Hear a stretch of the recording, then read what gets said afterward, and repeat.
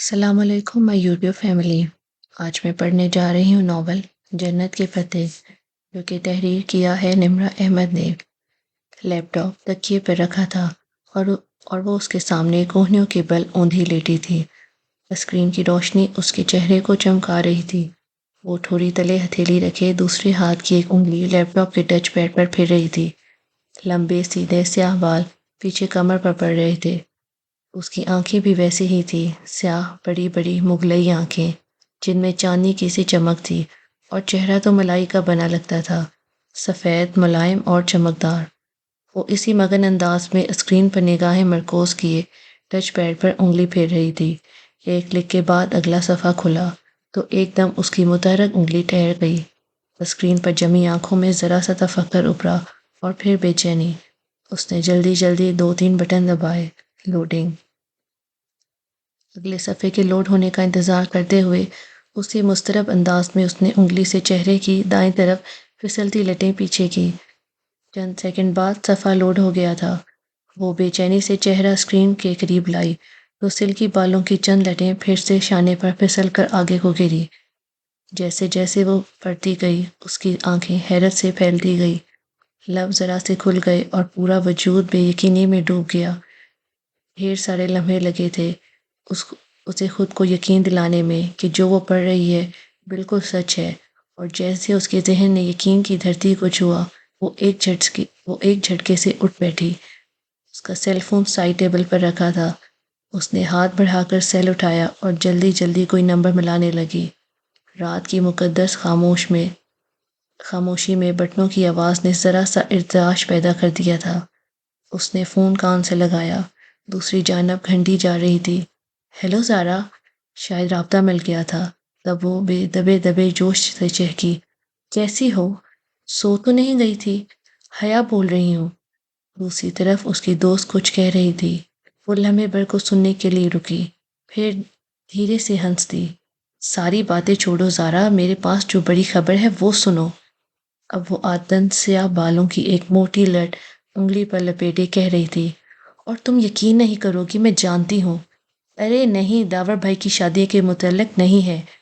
دوسری جانب زارا نے کچھ کہا تو اس نے فوراً تردید کی، بلکہ یوں کرو، تم گیس کرو کہ میں تمہیں کیا بتانے والی ہوں۔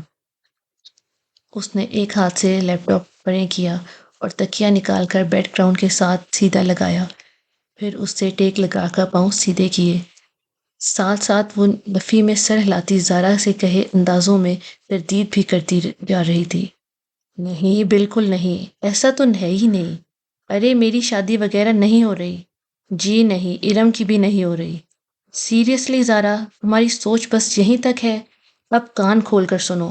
تمہیں وہ ایراسمس ونڈس ایکسچینج پروگرام یاد ہے جس کے لیے ہم نے اپلائی کیا تھا؟ کین یو بلیو اٹ زارا کہ مجھے یورپی یونین نے اسکالرشپ کے لیے سلیکٹ کر لیا ہے؟ دوسری جانب زارا اتنی زور سے چیخی کہ موبائل کا اسپیکر آف ہونے کے باوجود اس کے چیخ سارے کمرے میں سنائی دی۔ بالکل سچ کہہ رہی ہوں زارا، ابھی 15 منٹ پہلے مجھے یونیورسٹی کی طرف سے میل آئی ہے۔ اس نے ساتھ ہی ایک ہاتھ سے پڑے لیپ ٹاپ کا رخ اپنی جانب موڑا اور سر آگے کر کے غور سے دوبارہ دیکھا۔ ہاں، 15 منٹ پہلے، ٹھیک 9:30 بجے سلیکشن کی میل آئی ہے۔ تم بھی فوراً چیک کرو، تم نے بھی اپلائی کیا تھا، تمہیں بھی میل آئی ہوگی۔ وہ فون ایک ہاتھ سے پکڑے دوسرے سے بٹن دبا کر لیپ ٹاپ آف کرنے لگی۔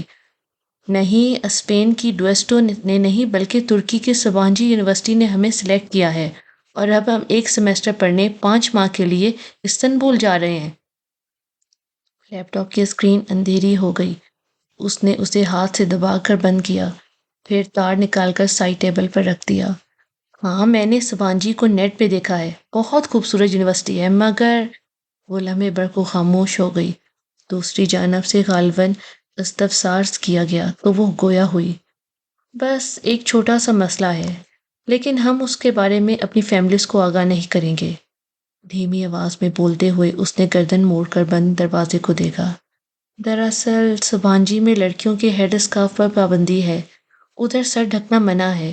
گھر والوں کو بتا کر منتفر کرنے کی بجائے اس بات کو گول کر جانا۔ ویسے بھی ہم دونوں میں سے کوئی اسکارف نہیں لیتا۔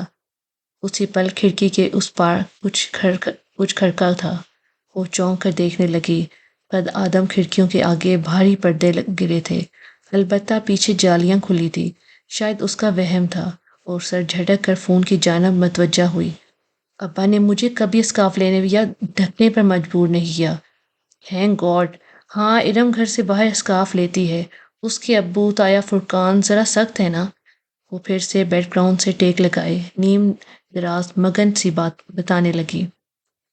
پرمیشن تو کوئی مسئلہ ہی نہیں۔ ابا اسپین جانے کی اجازت نہ دیتے، مگر ترکی میں سبین پھوپھو رہتی ہے نا، سو وہ مان گئے تھے۔ ویسے بھی انہیں اپنی بیٹی پہ پورا بھروسہ ہے۔ پھر وہ چند لمحے ایئر پیس سے ابھرتی اپنی دوست کی بات سنتی رہی۔ زارا خاموش ہوئی۔ اس نے نفی میں سر ہلایا۔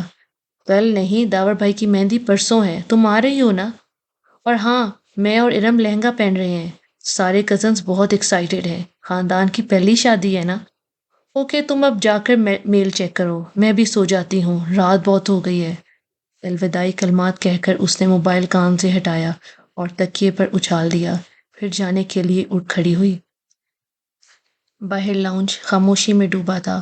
حیا نے آہستہ سے اپنے کمرے کا دروازہ بند کیا اور ننگے پاؤں چلتی لاؤنج سے کچن کی طرف آئی۔ سیاہ لمبی قمیض اور سیاہ کھلے ٹراؤزر میں اس کا قد مزید دراز لگ رہا تھا۔ کچن میں اندھیرا پھیلا تھا۔ وہ دروازے کے قریب رکی اور ہاتھ سے دیوار پر سوئچ بورڈ ٹٹولا۔ بٹن دبانے کی آواز آئی اور ساری بتیاں جل اٹھی۔ اس نے آگے بڑھ کر فریج کا دروازہ کھولا اور پانی کی بوتل نکالنے کو جھکی۔ جھکنے سے ریشمی بال کندھوں سے پھسل کر سامنے کو آ گرے۔ حیا نے نزاکت سے انگلی سے ان کو پیچھے ہٹایا اور بوتل نکال کر سیدھی ہوئی۔ پھر کاؤنٹر پر رکھے ریک سے شیشے کا گلاس اٹھایا اور بوتل میں انڈیلی۔ پانی کی ندی سی گلاس میں گرنے لگی۔ تبھی اس کی نگاہ کاؤنٹر پہ رکھی کسی سفید چیز پہ پڑی۔ وہ جیسے چونک اٹھی، بوتل وہیں سلیب پر رکھ کر اسی طرف آئی۔ وہ سفید کھلے گلابوں کا بکے تھا، جس میں کہیں کہیں سبز پتے جھلک رہے تھے، ساتھ ہی ایک بند سفید لفافہ رکھا تھا۔ حیا نے گلدستہ اٹھایا اور چہرے کے قریب لا کر آنکھیں موندے سونگھا۔ دل فریب تازگی بھری مہک اس کے اندر تک اتر گئی۔ پھول بالکل تازہ تھے، جیسے ابھی ابھی توڑ گئے ہوں۔ جانے کون رکھ گیا ادھر؟ اس نے بند لفافہ اٹھایا اور پلٹ کر دیکھا۔ اس پہ گھر کے پتے کے اوپر نمایاں سا حیا سلیمان لکھا تھا۔ پیچھے بھیجنے والے کا پتہ بھی نہ تھا، بس کوریئر سروس کی مہر اور اسٹیکر لگے تھے۔ مہر پر 1 روز قبل کی تاریخ تھی۔ اس کو کبھی کسی نے یوں پھول نہیں بھیجے تھے۔ کیا معاملہ تھا یہ بھلا؟ الجھتے ہوئے حیا نے لفافہ چاک کیا۔ اندر ایک موٹا کاغذ تھا۔ اس نے 2 انگلیاں لفافے میں ڈال کر کاغذ پکڑا اور باہر نکالا۔ سفید کاغذ بالکل صاف تھا، نہ لکیر نہ کوئی ڈیزائن، بس اس کے وسط میں انگریزی میں 3 لفظ لکھے تھے، ویلکم ٹو سبانشی۔ وہ سناٹے میں رہ گئی۔ یہ کیا مذاق تھا؟ بھلا خط بھیجنے والے کو کیسے پتا کہ وہ سبانشی جا رہی ہے؟ خط پر تو 1 روز قبل کی تاریخ تھی، جبکہ قبولیت کی وہ ای میل اسے ابھی 15 منٹ پہلے موصول ہوئی تھی۔ جو بات اسے آفیشلی بتائی ہی 15 منٹ قبل گئے تھے، وہ اس شخص کو 1 روز بیشتر کیسے معلوم ہوئی؟ اگر زارا کو اس نے خود ابھی نہ بتایا ہوتا تو وہ سمجھتی کہ یہ اس کی حرکت ہے، اور یہ خط سبھانجی یونیورسٹی کی طرف سے بھی نہیں آ سکتا تھا، کیونکہ اس پہ ایک قومی سطح کی کوریئر کمپنی کی مہر لگی تھی۔ پھر کس نے بھیجا اسے یہ؟ پانی سے بھرا گلاس وہیں سلیب پر چھوڑ کر بکے اور لفافہ اٹھائے وہ الجھتی ہوئی اپنے کمرے کی طرف چلی گئی۔ ساپہر کی ٹھنڈی سی چھایا ہر سو چھائی تھی۔ وہ پرس کندھے سے لٹکائے باریک ہیل سے جلدی پورچ میں کھڑی اپنی کار کی طرف آئی، جو تھی تو اس کے بھائی روہیل کی، مگر اس کی پڑھائی کی غرض سے امریکہ چلے جانے کے بعد حیا کی ملکیت تھی۔ اس نے چابی لاک میں گھمائی ہی تھی کہ گیٹ کی اس پار سے زارا آتی دکھائی دی۔ وہ دروازہ کھول کر مسکراتی ہوئی سیدھی ہوئی۔ حیا، مجھے تو کوئی میل ہی نہیں آئی۔ زارا نے کھلے گیٹ کو دھکیل کر اندر قدم رکھا۔ اس کے چہرے پہ اداسی تھی۔ وہ درمیانی شکل و صورت کی اسٹائلش سی لڑکی اور حیا کی ہم عمر تھی۔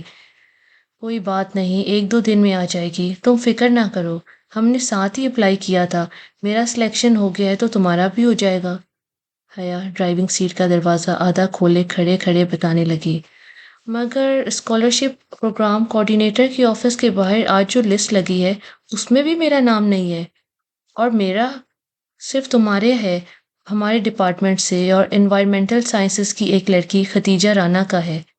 میرا خیال اوہ، اسے واقعتاً افسوس ہوا۔ رات فون کال کے بعد زارا سے اب بات ہو رہی تھی۔ خیر تم کہیں جا رہی تھی؟ زارا چہرے پہ دوبارہ بشاشت لاتے ہوئے پوچھنے لگی۔ ہاں، مارکیٹ جا رہی تھی ارم کے ساتھ۔ داور بھائی کی مہندی کا فنکشن ہے اور میرے لہنگے کے ساتھ کی ہائی ہیلز گم ہو گئی ہیں، شاید کام والی اٹھا کر لے گئی ہے۔ اب نئے جوتے لینے پڑیں گے، تم چلو گی؟ وہ گاڑی سے کوہنی ٹکائے تفصیلاً بتانے لگی۔ اس وقت وہ ہلکی آسمانی لمبی قمیض اور تنگ چوڑی دار پجامے میں ملبوس تھی۔ قمیض کا دامن ٹکنوں سے ذرا اوپر تک تھا۔ ہم رنگ دوپٹہ گردن کے گرد لپٹا تھا، بال کمر پر گر رہے تھے اور عادتاً آنکھوں میں گہرا کاجل ڈلا تھا۔ ہاں چلو پھر جلدی نکلتے ہیں۔ زارا فوراً تیار ہو گئی اور فرنٹ سیٹ کی طرف بڑھی۔ ارم کو بھی لینا ہے؟ حیا نے اندر بیٹھ کر دروازہ بند کیا اور اگنیشن میں چابی گھمائی۔ ویسے تمہارے سخت سے تایا ارم کو یوں تمہارے ساتھ شاپنگ پہ جانے کی اجازت دے دیتے ہیں۔ ارم ان دونوں سے جونیئر تھی اور اس کا ڈپارٹمنٹ بھی دوسرا تھا، سو زارا کی اس سے زیادہ ملاقات نہ تھی۔ ان کی سختی صرف اسکارف تک ہے، ویسے بہت اچھے ہیں وہ کار باہر گیٹ پر لے آئی۔ ارم کا گھر حیا کے ہمسائے میں تھا، دونوں گھروں کے درمیانی دیوار میں آنے جانے کا راستہ بھی موجود تھا، لیکن اسے جب بھی ارم کو پک کرنا ہوتا وہ اس کے گیٹ پر ہارن دیا کرتی تھی۔ اب بھی زور کا ہارن دیا تو چند ہی لمحے بعد ارم باہر نکل آئی، کاسنی لمبی قمیض اور ٹراؤزر میں ملبوس، ہم رنگ دوپٹہ پھیلا کر سامنے لیے، چہرے کے گرد میچنگ کاسنی اسکارف لپیٹے وہ تقریباً بھاگتی ہوئی پچھلی سیٹ کے دروازے تک آئی تھی۔ ہیلو حیا، ہیلو زارا، بے تکلفی سے چہکتے ہوئے اس نے اندر بیٹھ کر دروازہ بند کیا۔ حیا کے ساتھ آؤٹنگ کے پروگرام اسے یوں ہی خوش کیا کرتے تھے۔ کیسی ہو ارم، تم سے تو ملاقات ہی نہیں ہو پاتی۔ زارا نے ترچھی ہو کر رخ پیچھے کو کیا۔ آپ کا ڈپارٹمنٹ دور پڑتا ہے نا، تبھی۔ اور ہاں، حیا بتا رہی تھی آپ لوگوں کا ترکی کا سلیکشن آ گیا ہے۔ میں سلیکٹ نہیں ہوئی، حیا ہو گئی ہے۔ خیر اس میں کوئی بہتری ہوگی، تم نے اپلائی نہیں کیا؟ ابا اجازت دیتے تب نا۔ وہ اداس ہو گئی۔ ویسے پیرنٹس کو اتنا سخت نہیں ہونا چاہیے، زارا نے کہا۔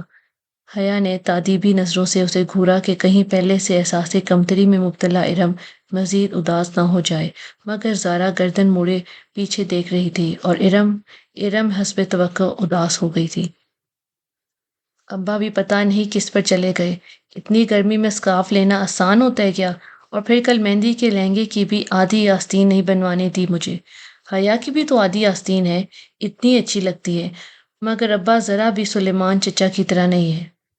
ارم تمہیں آج کیا لینا ہے؟ میں نے تو جوتے لینے ہیں۔ اس نے کوفت چھپاتے ہوئے بات کا رخ بدلا۔ ارم کا ہر وقت شکایتی رویہ اسے بے حد برا لگتا تھا۔ چوڑیاں لینی ہیں، مگر لہنگے کے بلاؤز کی فل سلیوز کے ساتھ چوڑیاں اچھی نہیں لگیں گی۔ وہ منہ بسورے پھر سے شروع ہو گئی تو حیا نے سر جھٹک کر سی ڈی پلیئر آن کر دیا۔ عاطف اسلم کا گیت بلند آواز سے گونجنے لگا تو ارم کو خاموش ہونا پڑا۔ جنا سپر مارکیٹ پہنچ کر ارم تو چوڑیاں ڈھونڈنے نکل گئی، جبکہ وہ دونوں میٹرو شوز پر آ گئی۔ یہ گولڈن والا جو تیسرے نمبر پر رکھا ہے یہ دکھائیں۔ بہت دیر بعد ایک اونچی ہیل اس کی نظر میں جچی تھی۔ یہ والا میم؟ سیلز مین نے جوڑا نکال کر اس کے سامنے رکھا۔ وہ زمین پر پنجوں کے بل بیٹھا تھا اور جبکہ حیا اور زارا سامنے کاؤچ پر بیٹھی تھی۔ پہنا دوں میم؟ بہت مؤدب اور شائستہ انداز سے پوچھتے ہوئے سیلز مین نے ہاتھوں میں پکڑا جوتا اس کے پاؤں کے قریب کیا جو خوبصورت ہیلز میں مکید تھا۔ میرے ہاتھ نہیں ٹوٹے ہوئے، میں خود پہن سکتی ہوں۔ جی شور، یہ لیجئے۔ سیلز مین نے مسکرا کر جوتا اس کے طرف بڑھایا۔ اس نے اسے یوں پکڑ رکھا تھا کہ اسے تھامتے ہوئے حیا کی انگلیاں لازماً اس کے ہاتھ سے مس ہوتی۔ سامنے رکھ دو، میں اٹھا لوں گی۔ اس کے روکھے لہجے پر سیلز مین نے زیر لب کچھ گنگناتے ہوئے جوتا سامنے رکھ دیا۔ پھر بل کی ادائیگی کے بعد کاؤنٹر پر کھڑے لڑکے نے بقیہ رقم اس کی طرف بڑھائی تو حیا نے دیکھا چند نوٹوں کے اوپر 5 کا سکہ رکھا تھا اور لڑکے نے سکے کو یوں پکڑ رکھا تھا جیسے سیلز مین نے جوتے کو۔ تاکہ اسے تھامتے وقت لازماً اس کا ہاتھ ٹکرائے۔ شکریہ۔ حیا نے نوٹ کنارے سے پکڑ کر کھینچے، سکہ لڑکے کے ہاتھ میں رہ گیا۔ میم، آپ کا سکہ۔ لڑکے نے فاتحانہ انداز میں سکہ اس کی جانب بڑھایا کہ اب تو لازمی پکڑے گی، اور یہ سامنے رکھے صدقے باکس میں ڈال دو۔ وہ بے نیازی سے شاپر تھامے پلٹ گئی۔ زارا نے بے اختیار کہکا لگایا۔ اس لڑکے کی شکل دیکھنے والی تھی حیا۔ دل تو کر رہا تھا اس کی شکل پہ شاپ کے سارے جوتے دے ماروں۔ معلوم نہیں ہمارے مردوں کی ذہنیت کب بدلے گی، یوں گھورتے ہیں جیسے کبھی لڑکی دیکھی نہ ہو۔ وہ تنفر سے ناک سکوڑتی غصے میں بولتی زارا کے ساتھ سیڑھیاں اتر رہی تھی جب قریب سے آواز آئی، تو اتنا بن سور کر باہر نہ نکلا کرو بی بی۔ وہ چونک کر آخری سیڑھی پر ٹھہر گئی۔ وہ ایک معمر خاتون تھی، بڑی سی چادر میں لپٹی ہوئی، ناگواری بھری نگاہ اس پر ڈال کر آہستہ آہستہ اوپر زینے چڑھ رہی تھی۔ ایک تو لوگوں کو راہ چلتے تبلیغ کرنے کا بہت شوق ہوتا ہے، وہ اور بھی بہت کچھ کہتی، مگر زارا اس کو کوہنی سے تھامے وہاں سے لے آئی۔ تب ہی ارم سامنے سے آتی دکھائی دی۔ اس کا سینے پہ پھیلا دوپٹہ اب سمٹ کر گردن تک آ گیا تھا۔ اس نے کچھ خاص شاپنگ نہیں کی تھی، شاید وہ صرف ان کے ساتھ آؤٹنگ پہ آئی تھی۔ میٹرو سے وہ اسکوپ چلی آئی کہ کچھ ہلکا پھلکا کھا لیں۔ رات کی دعوت تو تایا فرقان کی طرف تھی، جو وہ بیٹے کی شادی کے لیے جمع ہوئے خاندان والوں کے لیے دے رہے تھے۔ میرے لیے پائن ایپل سلش منگوا لینا، میں ذرا بیکری سے کچھ لے لوں۔ ارم جھٹ باہر کو لپکی۔ حیا نے گہری سانس لیتے ہوئے اپنی جانب کا شیشہ نیچے کیا۔ سرد ہوا کا تھپیڑا تیزی سے اندر آیا تھا کہ مگر اتنی سردی میں سلش پینے کا اپنا مزہ تھا۔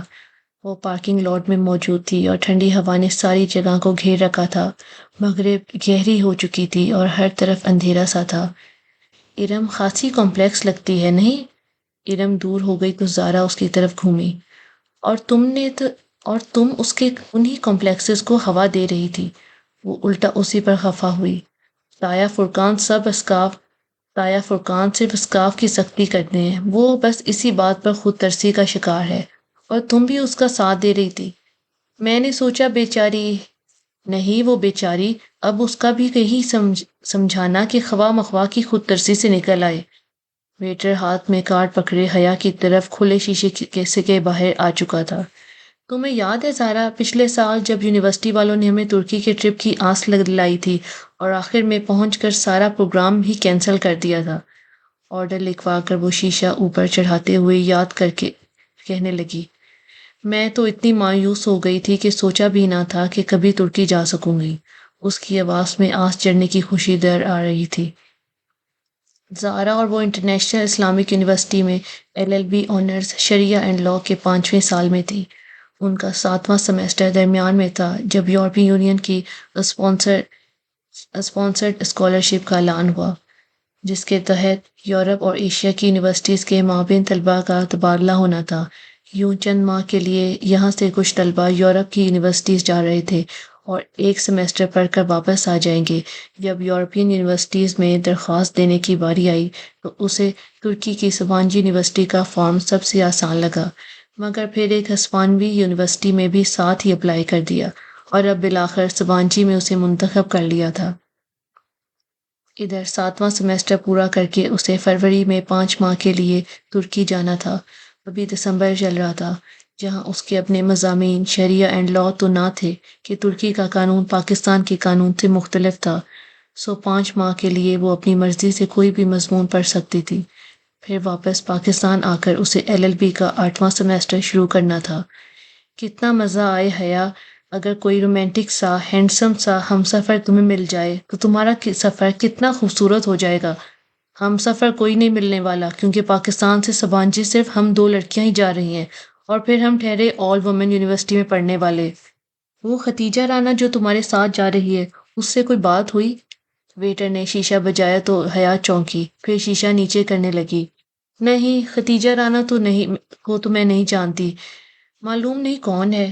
اس نے سلش کے گلاس پکڑے، زارا کا اسے تھمایا اور ارم کا ڈش بورڈ پر رکھ دیا۔ پھر اپنا گلاس لبوں سے لگایا۔ ٹھنڈا سا سلش اندر تک اتر گیا تھا۔ بے دھیانی میں وہ شیشہ بند کرنا کب بھولی اسے علم نہ ہو سکا۔ دفتن زارا کا موبائل بجا۔ زارا نے سپ لیتے ہوئے موبائل کان سے لگایا۔ ہیلو اماں جی، کیا؟ آواز خراب ہے، 1 منٹ۔ زارا کے فون پر غالباً سگنل ٹھیک نہیں آ رہے تھے۔ وہ سلش کا گلاس ہاتھ میں پکڑے دروازہ کھول کر باہر چلی گئی۔ حیا اپنے گلاس سے چھوٹے چھوٹے سپ لیتے زارا کو ونڈ سکرین کے پاس سے دیکھ رہی تھی۔ اب وہ دور ایک درخت کے ساتھ کھڑی فون پر بات کر رہی تھی۔ ہیلو مائی لیڈی، کوئی ایک دم سے اس کے بعد قریب آ کر بولا۔ وہ ڈر کر اچھلی۔ ذرا سا جوس کپڑوں پہ چھلک گیا۔ کھلی کھڑکی پر ایک عورت مسکراتے ہوئے جھکی ہوئی تھی۔ میک اپ آٹا چہرہ، چمکتا ہوا آئی شیڈو، بھڑکتی ہوئی سرخی، بالوں کا جوڑا، چم کرتے کپڑے۔ وہ عورت نہیں تھی مگر وہ مرد بھی نہیں تھا۔ کیسے ہو جی؟ وہ اس کی کھڑکی پہ پورا جھکا کھڑا تھا، گلاس کے اس ہاتھ میں کانپا۔ بے اختیاری اس نے شیشہ اوپر چڑھانا چاہا مگر اس کے ہاتھ درمیان میں تھے۔ ڈرو نہیں باجی جی، میں آپ کی دوست ہوں، ڈالی کہتے ہیں مجھے۔ ہٹو جاؤ۔ وہ گھبرا گئی۔ خواجہ سرا کے وجود سے سستے پرفیوم کی تیز خوشبو اٹھ رہی تھی۔ اسے کراہیت سی آئی۔ ذرا بات تو سنو۔ اس نے اپنا چہرہ مزید جھکایا اور اس کے پہلے وہ آگے بڑھتا، حیا نے سلش کا بھرا ہوا گلاس اس کے منہ پر الٹ دیا۔ ٹھنڈی ٹھار برف چہرے پر پڑی تو وہ جھٹکے سے پیچھے ہٹا۔ اس نے پھرتی سے شیشہ اوپر چڑھا لیا۔ سنو جی، وہ مسکرا کر چہرہ صاف کرتا شیشہ بجانے لگا۔ بند شیشے کے باعث اس کی آواز ہلکی ہو گئی تھی اور اب وہ کوئی گیت گنگنانے لگا تھا۔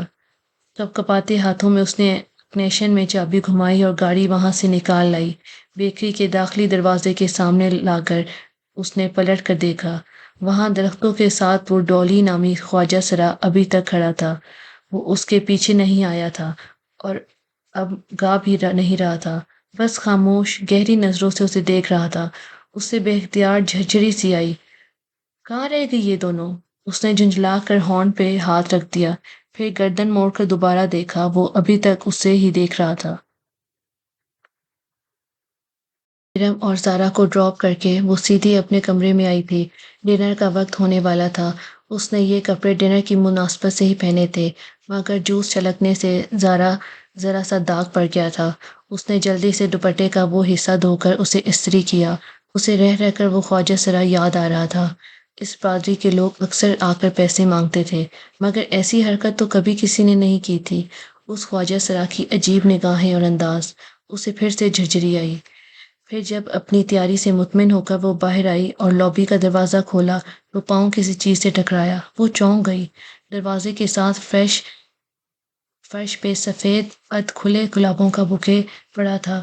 وہ جھکی اور بوکے اٹھایا۔ ساتھ میں ایک بند لفافہ بھی تھا۔ وہ دونوں چیزیں اٹھا کر سیدھی ہوئی اور لفافہ کھولا جس پہ حیا سلیمان لکھا تھا۔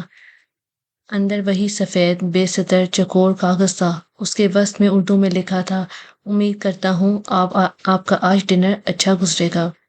اس نے لفافہ پلٹ کر دیکھا، کہیں بھی کچھ اور نہیں لکھا تھا، بس لفافے پہ گزشتہ روز کی مہر لگی تھی۔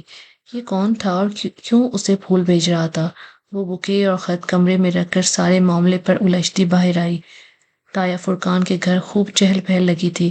لاؤنج میں سب کزنز بیٹھے تھے۔ ایک طرف خواتین کا گروہ خوش گپیوں میں مشغول تھا۔ مرد حضرات یقیناً ڈرائنگ روم میں تھے۔ ان کے خاندان میں کزنز کی بے تکلفی کو بری نظر سے نہیں دیکھا جاتا تھا۔ تایا فرقان چاروں بہن بھائیوں میں سب سے سخت تھے اور ان کی سختی ارم کے اسکارف لینے اور گھر سے باہر لڑکوں سے بات کرنے پہ تھی۔ ارم اور باقی کزنز بھی عموماً اپنے کزنز کے سوا باہر کے کسی لڑکے سے بات نہیں کرتی تھی۔ حیا اور ارم تو پڑھتی بھی آل وومن یونیورسٹی میں تھی۔ ہاں، دوسرے چچا اور خود سلیمان صاحب مستقبل میں اپنے بچوں کی شادیاں یقیناً مکسڈ گیدرنگ میں رکھیں گے، یہ سب کو معلوم تھا۔ ان کا خاندان زیادہ بڑا نہ تھا۔ وہ لوگ 3 بھائی اور 1 بہن تھے۔ تایا فرقان سب سے بڑے تھے۔ داور، فرخ اور ارم ان کے بچے تھے۔ فرخ میڈیکل کر چکا تھا اور آج کل پولی کلینک سے ہاؤس جاب کر رہا تھا۔ وہ حیا سے 3 سال بڑا تھا۔ سمی فرخ سے سال بھر چھوٹا تھا اور MBA کے بعد جاب کر رہا تھا۔ ارم حیا سے سال بھر چھوٹی تھی۔ آج کل سب سے بڑے داور کی شادی تیار تھی۔ تایا فرقان کے بعد سلیمان صاحب تھے۔ حیا ان کی اکلوتی بیٹی تھی اور روہیل اکلوتا بیٹا۔ روہیل پڑھائی کے سلسلے میں امریکہ میں ہوتا تھا۔ اب ان کے گھر میں سلیمان صاحب، فاطمہ بیگم اور حیا بس یہی تینوں تھے۔ پھر زاہد چچا تھے، ان کی بڑی دو جواں بیٹیاں مہوش اور سیرش تھی، پھر بیٹا رضا انجینئر تھا، سب سے چھوٹی بیٹی ثنا او لیول کر رہی تھی۔ اس وقت سوائے روہیل کے جو امریکہ میں تھا اور داور بھائی کے جو غالباً ڈرائنگ روم میں تھے، باقی تمام لڑکے لڑکیاں لاؤنج میں موجود تھے۔ لڑکیاں کارپٹ پہ دائرہ بنا کر بیٹھی تھی۔ ارم کے ہاتھ میں ڈھولک تھی، اس کا دوپٹہ سر سے ڈھلک کر کندھے پر آ گیا تھا۔ اگر ابھی طایا فرقان آ جاتے تو وہ فوراً اس کو سر پہ لے لیتی، اور وہ مہوش، سیرش اور ثنا کے ہمراہ سر ملا رہی تھی، جبکہ رضا، فرخ اور سمی اوپر کرسیوں پر بیٹھے مذاقاً لڑکیوں کی طرف فکرے اچھال رہے تھے۔ Hello every one! وہ سینے پہ ہاتھ باندھے چلتی ہوئی ان کے قریب آ کر رکی تو سب کی نگاہیں اس کی جانب اٹھیں۔ سفید چہرے کے دونوں اطراف میں گرتے سیدھے سیاہ بال اور بڑی بڑی کاجل سی لبریز آنکھیں، وہ تھی ہی اتنی حسین کہ ہر اٹھی نگاہ میں ستائش امڑ آئی۔ حیا کیسی ہو؟ آؤ چلو ان لڑکوں کو ہراتے ہیں، آؤ بیٹھو نا۔ بہت سی آوازیں اس کو ٹکرائی، مگر اس نے بے نیازی بھری مسکراہٹ سے شانے اچکائے۔ پہلے میں سائمہ تائی کی کچن میں ہیلپ کروا دوں۔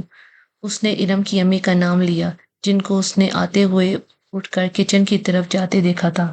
سائمہ تائی نے یقیناً اس کو آتے نہیں دیکھا تھا، ورنہ اسے بلا لیتی۔ ارم سے زیادہ سمجھدار تو بقول ان کے حیا تھی۔ سائمہ تائی کے پیچھے زاہد چچا کی بیگم عابدہ چچی بھی چلی گئی تھی۔ اب صوفے پہ حیا کی امی فاطمہ بیگم تنہا بیٹھی تھی۔ اماں میں ذرا سائمہ تائی کے ساتھ ہیلپ کروا دوں۔ ان کو اپنی طرف دیکھتا پا کر اس نے اپنی بات دہرائی تو انہوں نے مسکرا کر سر ہلایا۔ وہ مطمئن سی آگے بڑھ گئی۔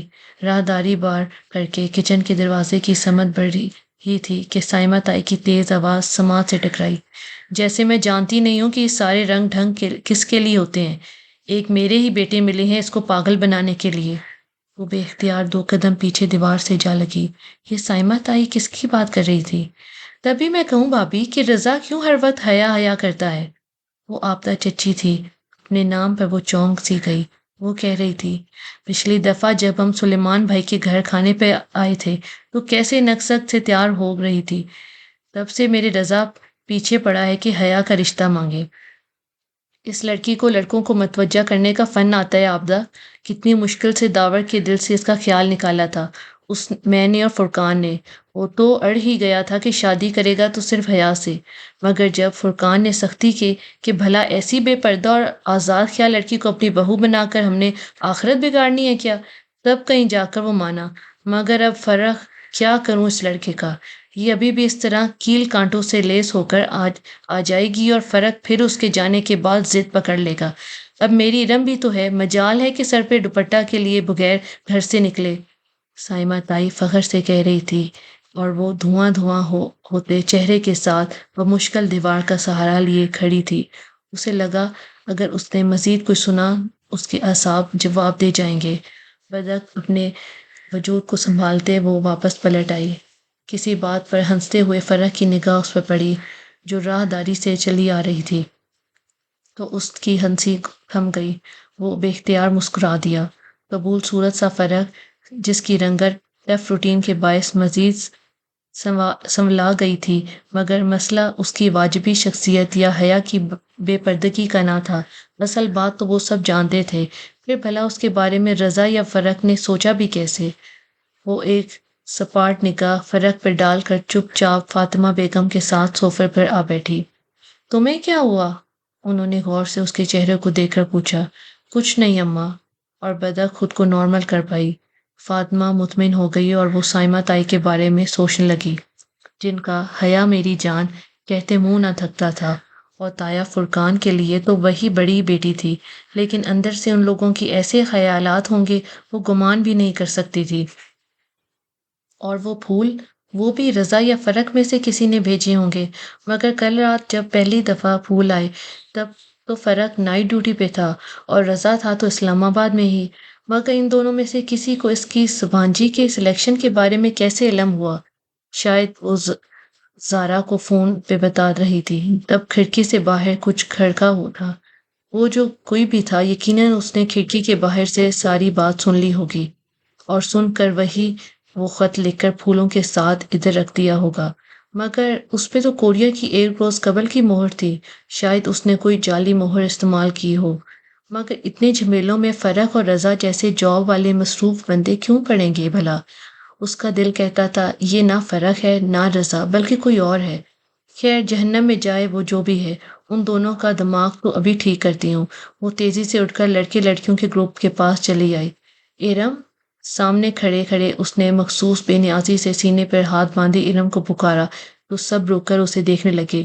کیا تم لوگوں نے سبین پھوپھو کو شادی کا کارڈ بھیجا تھا ترکی؟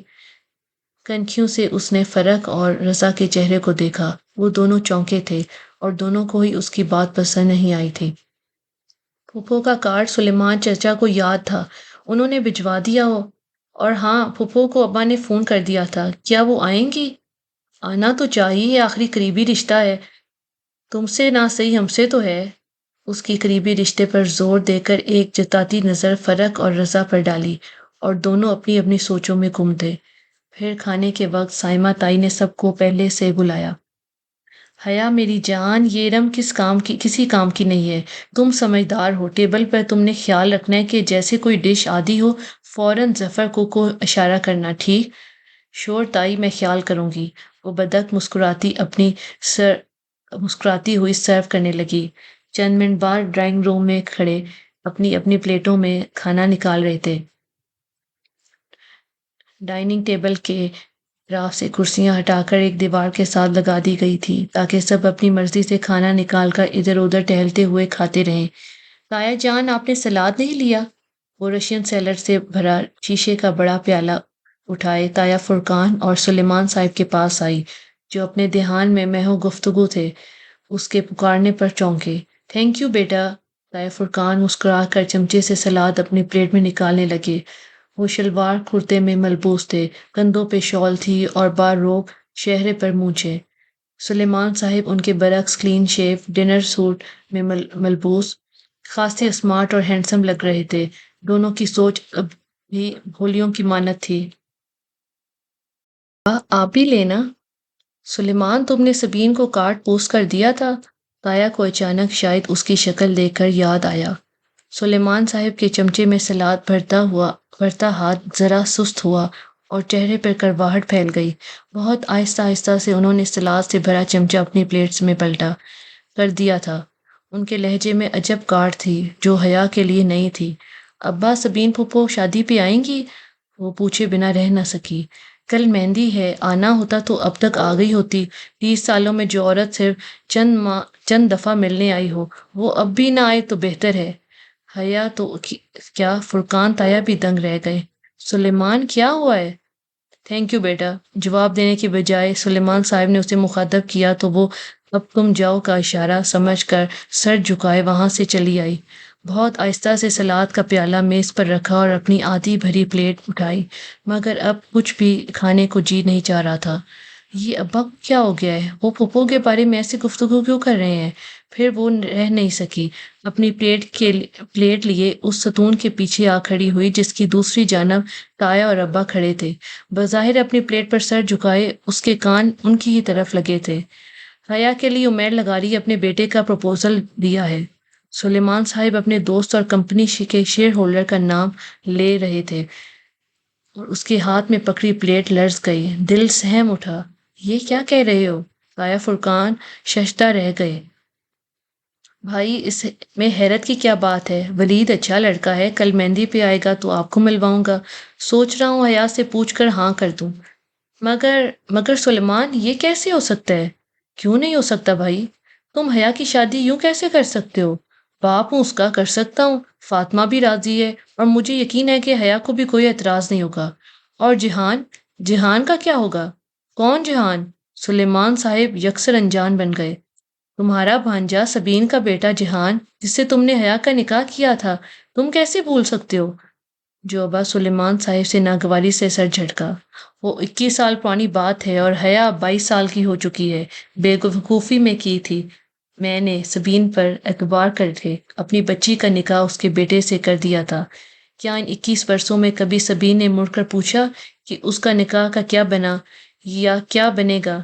زیادہ سے زیادہ وہ 6 ماہ بعد ایک فون کر لیتی ہے اور 3 منٹ بات کر کے رکھ دیتی ہے۔ آپ کو واقعی لگتا ہے وہ لوگ اس رشتے کو قائم رکھنا چاہتے ہیں؟ مگر سبین تو سکندر کی وجہ سے، تم جانتے ہو وہ الٹے دماغ کا شخص۔ میں کیسے مان لوں کہ صرف اپنے مغرور اور بد دماغ شوہر کی وجہ سے اپنے بیٹے کا نکاح بھول سکتی ہے؟ اتنے برس بیت گئے، اس نے پھر کبھی رشتے یا شادی کی بات منہ سے نہیں نکالی۔ میں اس سے کیا امید رکھوں؟ مگر جہان تو اچھا لڑکا ہے۔ تم مجھ سے ملے تو تھے پچھلے سال جب تم استنبول گئے تھے۔ جی، جہان سکندر، اچھا لڑکا، مائی فٹ۔ انہوں نے تلخی سے سر جھٹکا۔ اس کے تو مزاج ہی نہیں ملتے۔ وہ ترکی میں پیدا ہوا ہے، اس نے کبھی پاکستان کی شکل نہیں دیکھی، نہ اسے اردو آتی ہے نہ پنجابی۔ کبھی ان تمام برسوں میں اس نے اپنے کسی ماموں کا حال پوچھا، کبھی فون کیا؟ میں یہ سب بھول جاتا، مگر میں پچھلے سال استنبول گیا تھا تو کیا آپ یقین کریں گے بھائی کہ میں 18 روز وہاں رہا۔ میں روز سبین کے گھر جاتا تھا۔ سکندر تو ملا ہی نہیں، اور جہان آخری روز مجھ سے ملا، اور وہ بھی 15 منٹ کے لیے بس۔ وہ بھی جب اس کی ماں نے میرا نام بتایا تو کافی دیر بعد اسے یاد آئے کہ میں اس کا کوئی دور پار کا ماموں ہوتا ہوں۔ پھر جانتے ہیں وہ مجھ سے کیا پوچھنے لگا؟ کیا پاکستان میں روز بم دھماکے ہوتے ہیں؟ اور کیا وہاں انٹرنیٹ کی سہولت موجود ہے؟ پھر اس کا فون آیا اور وہ اٹھ چلا گیا۔ میں کبھی حیا کے لیے کورٹ سے کھلا لینے کے متعلق نہ سوچتا، اگر میں اس روز ایک ترک لڑکی کو جہان کو گھر ڈراپ کرتے نہ دیکھ لیتا، جب میں فلائٹ پکڑنے سے قبل سبین کو خدا حافظ کہنے گیا تھا۔ اس لڑکی کے ساتھ اس کی بے تکلفی الامان۔ وہ سکندر شاہ کا بیٹا ہے اور اپنے باپ کا ہی تو ہے۔ میں سمجھتا تھا کہ اگر احمد شاہ جیسی عظیم انسان کا بیٹا ہو کر سکندر اس کے برعکس نکلے گا تو باپ کے برعکس اور ایک اچھا انسان ہوگا، مگر نہیں، وہ اسی مغرور آدمی کا مغرور بیٹا ہے۔ حیا کون ہے؟ اس کا ان سے کیا تعلق ہے؟ یہ بات نہ جہان کو یاد تھی نہ سبین کو۔ سبین تو یہ ذکر ہی نہیں کرتی تھی۔ اب میں اپنی بیٹی کو زبردستی ان کے گھر بھیج دوں کیا؟ خیر، کل ولید سے ملواؤں گا آپ کو۔ اب جو رشتہ بھی اچھا لگا میں حیا کی ادھر شادی کر دوں گا۔ اور اب اس میں مزید سننے کی تاب نہیں تھی۔ وہ سفید چہرہ لیے بوجھل قدموں سے چلتی ان سے دور ہٹ گئی۔